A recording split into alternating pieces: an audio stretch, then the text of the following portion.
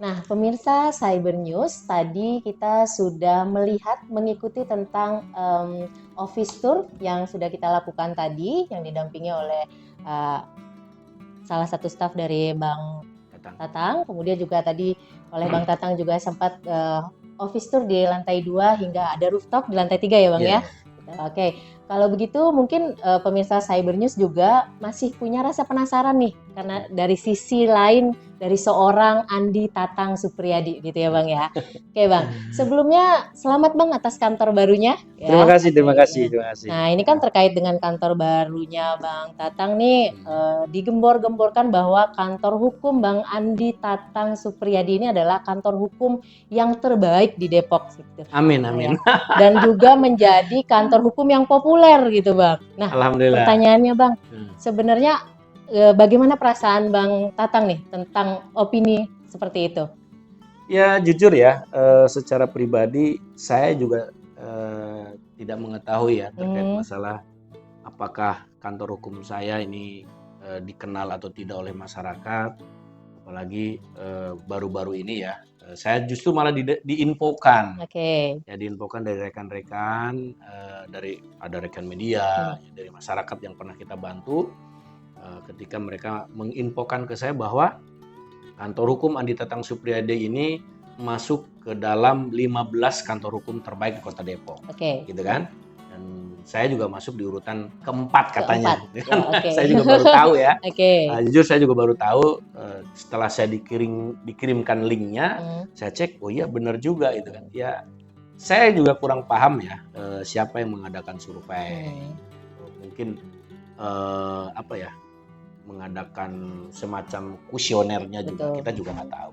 Tapi sejauh ini saya dan tim sangat bersyukur lah ketika memang kantor kami dikenal oleh masyarakat. Itu saja sih. Ya. Oke Bang, satu lagi. Sebenarnya Bang Tatang ini ngerasa sepopuler itu nggak sih? Saya secara pribadi sih tidak merasa ya. Biasa-biasa saja sih. Karena saya lebih kepada fokus, saya tidak mencari kepopuleran. Saya tidak mencari bagaimana saya bisa terkenal, tidak.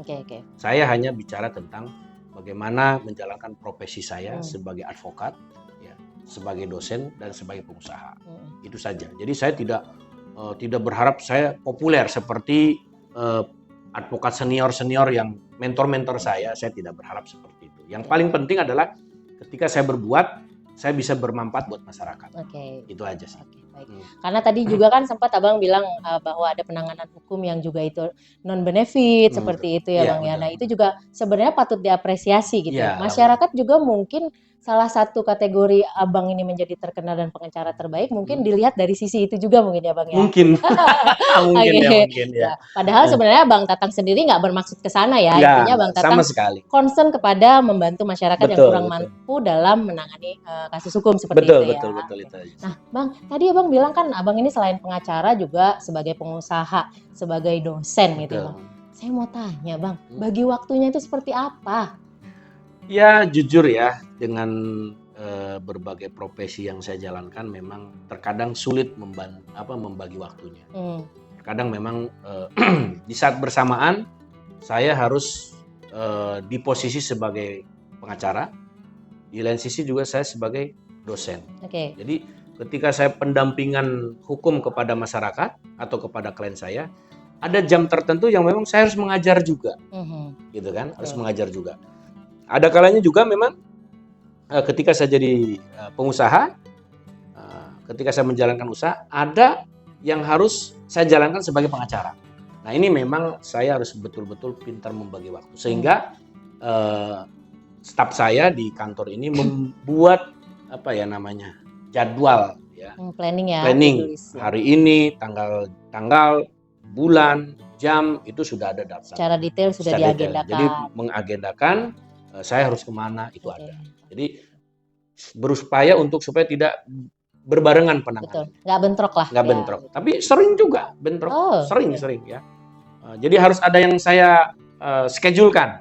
Ketika bentrok itu apa yang Bang Tatang lakukan? Tentunya karena ini profesi juga sama-sama penting, ya paling saya di rest waktu saja sih.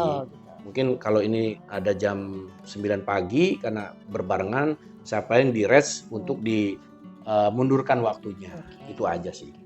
Oke Bang, mungkin ini ada juga banyak pertanyaan dari pemirsa yang mungkin mereka tidak bisa secara langsung bertanya kepada Abang gitu ya. Nih Bang, saya ingin tanya nih mewakili pemirsa Cyber News Iya. tentunya ya.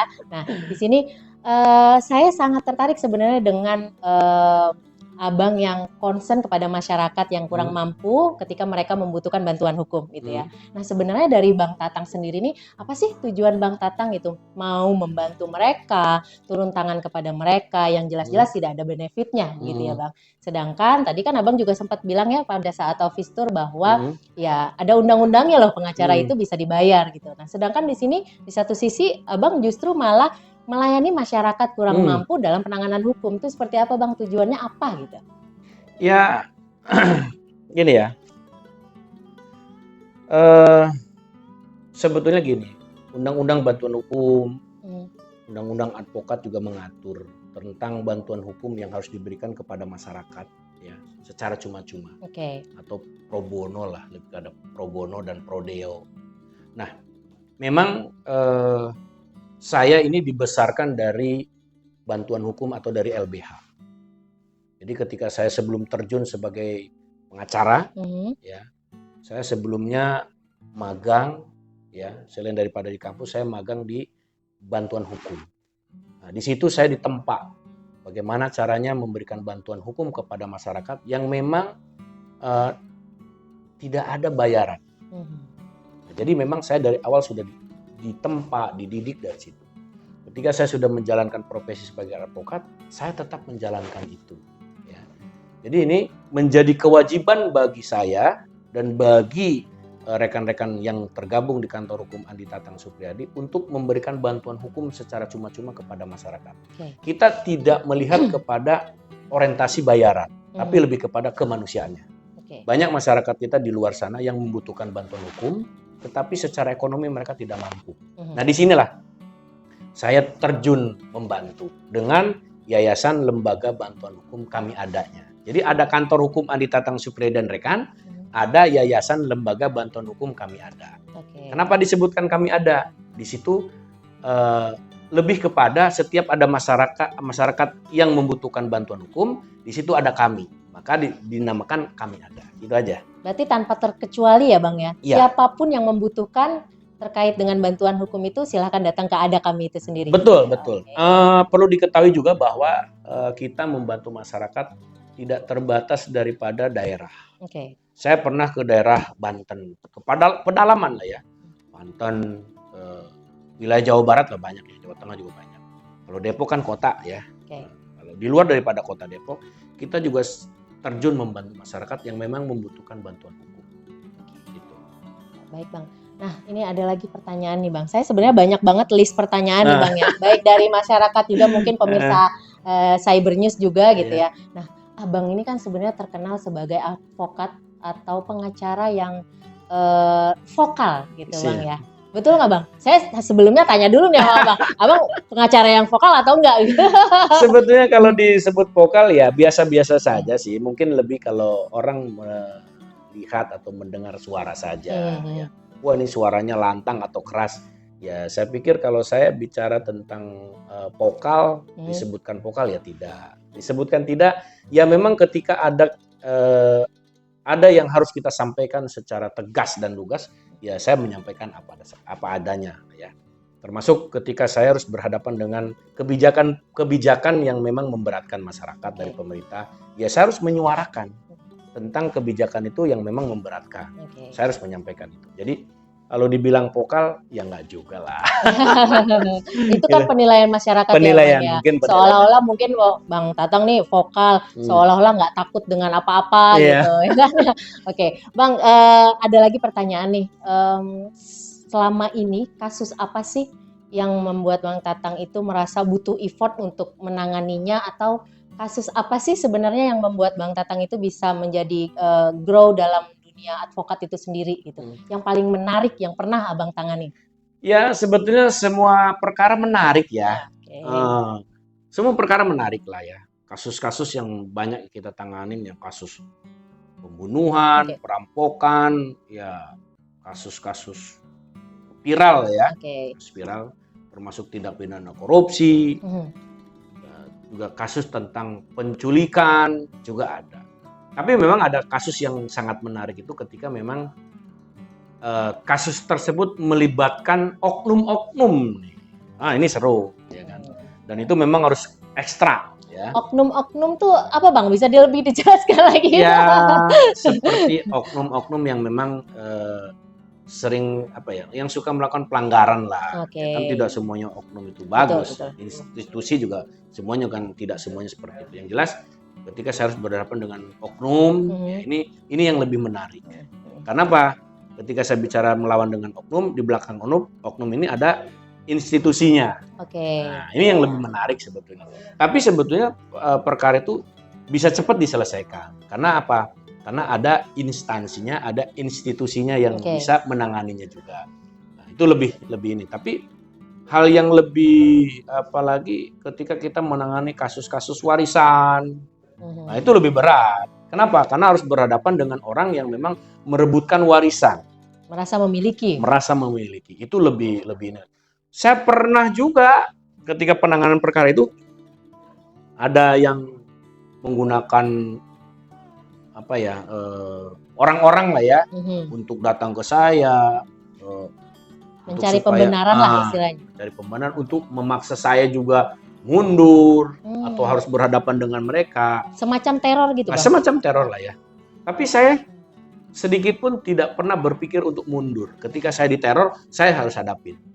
Gitu Justru kan. semakin semangat ya Bang ya? Semakin semangat untuk menyelesaikan. Bahwa klien saya ini memang harus betul-betul kita bela. Oke. Gitu kan. Kenapa? Saya sekelas pengacaranya pun diancam diteror. Bagaimana mereka? Mhm. Nah, jadi saya harus tetap maju untuk memberikan perlindungan hukum, ya, untuk memberikan bantuan hukum kepada klien saya tersebut. Oke, Gitu. ini semakin menarik nih Iya. perbincangannya. Tentunya pemirsa Cyber News juga akan semakin penasaran dengan sosok dari Andi Tatang Suprijadi ini sendiri. Bang, pertanyaan saat ini adalah pertanyaan yang agak lebih apa ya, lebih ke pribadi gitu ya. Boleh tahu dong Bang, siapa sih sebenarnya sosok yang berjasa banget buat Abang sehingga Abang bisa sampai di posisi saat ini? Terus siapa yang bisa menemani Abang? Baik itu dari susahnya, sedihnya, hingga sekarang yang sudah Abang capai ini.